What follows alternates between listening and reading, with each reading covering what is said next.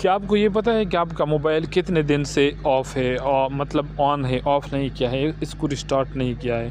तो इसको ढूँढने के लिए आपने आना है सेटिंग में, मोबाइल की सेटिंग में आइए और अगर आप चैनल पर नए हैं तो बराए मेहरबानी सब्सक्राइब करें और इस तरह आसान टिप्स सीखिए। तो आइए सेटिंग में सीखते हैं।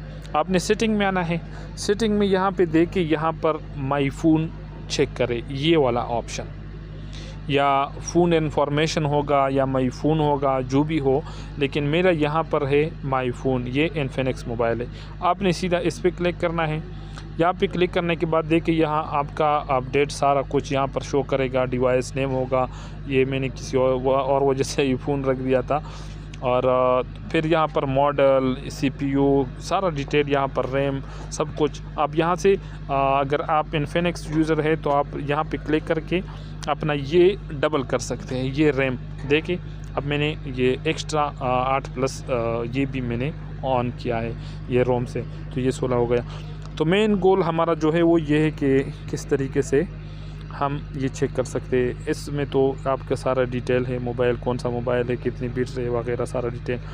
तो आपने आना है नीचे यहाँ पर फ़ोन इन्फॉर्मेशन, ये वाला ऑप्शन, आपने सीधा इस पर क्लिक करना है। इस पर जैसे ही आप क्लिक करोगे तो ये देखिए यहाँ पर अब टाइम शो कर रहा है 499 घंटे 37 मिनट। ये तकरीबन 20 दिन के ऊपर कुछ लगभग बन रहा है।